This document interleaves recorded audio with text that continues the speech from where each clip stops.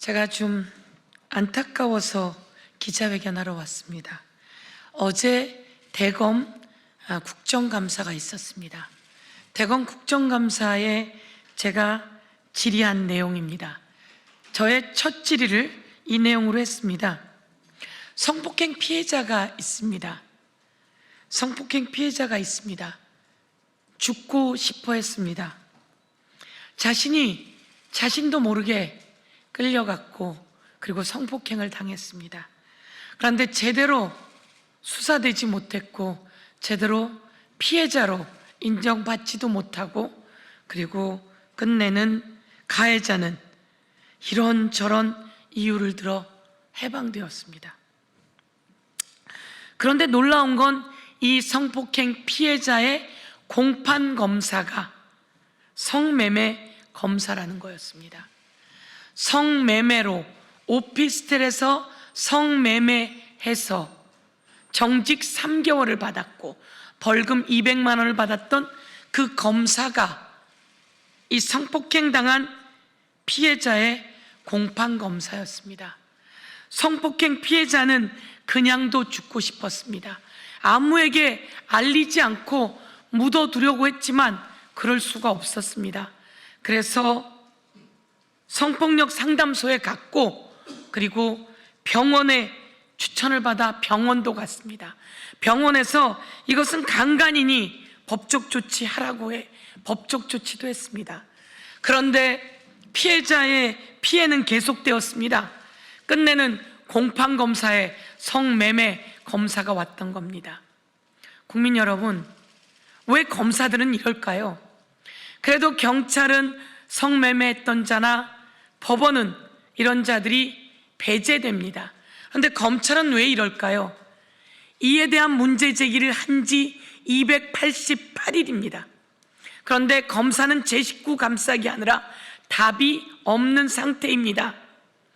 이 피해자는 모든 게 피해도 인정이 되고 위력으로 한 것도 인정이 되고 저항도 인정이 되지만 그렇게까지 아주 세게 저항하지 않은 거 아니야? 이런 식의 얘기를 들으면서 또 가해를 당할 수밖에 없었습니다. 그런데 성매매 검사에 의해 또 2차 가해를 당한 것이나 마찬가지입니다. 한번 물어보겠습니다. 어제 안미연 검사가 와서 성폭행 당한 사람 그러면 보안 수사하지 않으면 아동학대 보안 수사하지 않으면 국회의원들께서 책임질 거냐 이렇게 물었습니다. 자신들은 기소와 수사 분리를 찬성한다며 그런데 그게 기소와 수사 분리를 찬성하는 사람들의 자세가 아닙니다. 검찰 안에서 성매매 검사가 성폭행 피해자의 공판검사가 되는 일이 이렇게 버젓이 있는데 이에 대해서는 아무런 문제 제기도 하지 않고 고칠 생각도 하지 않고 왜 문제 제기하지 않고 고칠 생각도 하지 않았냐라 물으니 몰랐답니다. 그게 말이 됩니까? 이것은 288일이 있었고 국회 청원이 들어온 지 아주 오래되었습니다. 올 초부터 저희들이 이에 대한 문제 제기를 해왔습니다. 그런데 검찰은 끝내 바꾸지 않았습니다. 검찰의 기소, 수사, 분리 동의한다면 다른 토를 달지 말 것이며 어렵고 힘든 자들을 위해 같이 실천해서 돕고 제도로 그리고 또 현실에서 도와야 합니다. 성폭력 피해자 이분의 공판검사가 성매매 검사였다는 걸 알게 되었고 저희가 다시 그분과 통화했을 때 이 성매매 검사로부터 공판 검사 등의 역할을 맡기고 있는 성폭력 피해자가 5명이나 된다는 얘기를 들었습니다. 그러면서 저에게 요청하는 것은 그거였습니다.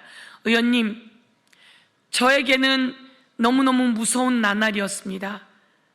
상고해달라고 아무리 울고 불고 일주일을 그 주변을 매달렸지만 끝내 상고하지 못했습니다. 어떻게 검사가 피해자가 상고해달라고 하는데 상고를 안 해줄 수가 있죠? 이러고도 성폭력 피해자를 위해 보안 수사권을 이야기하는 그 자들에게 묻고 싶습니다. 가까이 있는 사람들 구하세요. 그래야 모든 사람들을 구할 수가 있습니다. 검사들은 정적을 제거하기 위해 압수수색과 그리고 수사권을 남발했습니다. 조작하고 공작하고 은폐했습니다. 그 피해가 너무 커 그 절정이 윤석열이었고 박성재였고 심우정이었고 이창수였고 어미준이었고 박상용 등이었습니다. 다시 한번 요구합니다. 성매매 검사 등은 검사의 자격을 박탈해야 합니다. 성매매 검사 등이 공판검사가 되는 일은 있을 수 없는 일입니다. 더욱 과관인 것은 성매매 검사가 인권보호관이었다는 겁니다. 이 성매매 검사가 인권보호관이었다는 겁니다. 성비위 검사가 인권보호관을 맡는다는 것은 규정상 아무런 문제가 없다라고 하는 입장이 법무부와 대검의 입장입니다. 있을 수 없는 일입니다. 다시 한번 성매매 검사에게 성범죄 피해자 사건의 공판검사가 된 충격과 공포. 이 피해자는 이렇게 이야기합니다. 제게 또 다른 큰 불안과 제 피해 사건에 더한 국가의 2차 가해였습니다. 서울에서 오피스텔 성매매 현장 적발되었음에도 불구하고 검찰의 제 식구 감싸기로 벌금 200만 원 받고 정직 3개월 받고 그 뒤로 승승장구하여 고등검찰청의 부장검사가 되어 제 성범죄 조사 사건의 공판검사가 되었습니다. 피해자의 울부짖음입니다. 이 피해자는 죽으려고 절벽에서 뛰어내렸습니다. 그런데 다행히 목숨을 건졌지만 온몸을 다친 상태입니다.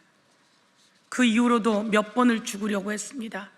검사에게 요구도 제대로 못했습니다. 왜? 검사가 잘 안 봐줄까 봐. 그 검사가 무서워서. 이러고도 검사들의 보안 수사 운운하면서 성폭력 이야기하고 있는데 제발 진정으로 성폭행 피해자들을 도와주었으면 좋겠습니다. 제발 진정으로 아동학대 사건을 피해 아동들을 도와주었으면 좋겠습니다. 제가 성폭력 피해자들이 자기의 재판 기록도 받아볼 수 없는 상황이어서 제가 법사위에서 법을 만들어 성폭력 피해자가 자신의 공판 기록을 받아볼 수 있게, 원칙적으로 받아볼 수 있게 했습니다. 깜짝 놀랐습니다. 성폭력 피해자들은 자신들의 공판 기록도 받아볼 수 없었던 상황이었습니다. 오늘 한 번 더 말씀드립니다. 강간 사각지대가 있었습니다. 강간 사각지대에 가해자는 위력을 행사하고 지위와 돈 그리고 힘 등으로 위력을 행사하며 피해자가 아주 강력히 저항하지 않았다는 이유로 유죄가 되지 못하는 상황이 있습니다. 물뽕 등을 넣어서 피해자를 정신을 놓게 하고선 그 물뽕 피해자가 제대로 저항하지 않았다고 가해자를 유죄시키지 않는 상황들이 벌어지고 있습니다. 강간 사각지대의 성폭력 피해자들을 구해내야 합니다. 이와 관련해서 법적, 제도적으로 뒷받침을 준비하도록 하겠습니다.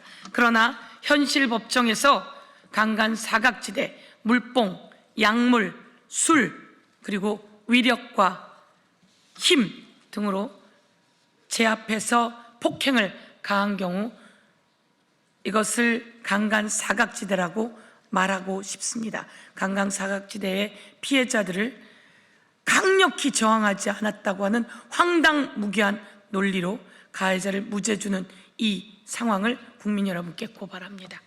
예, 감사합니다.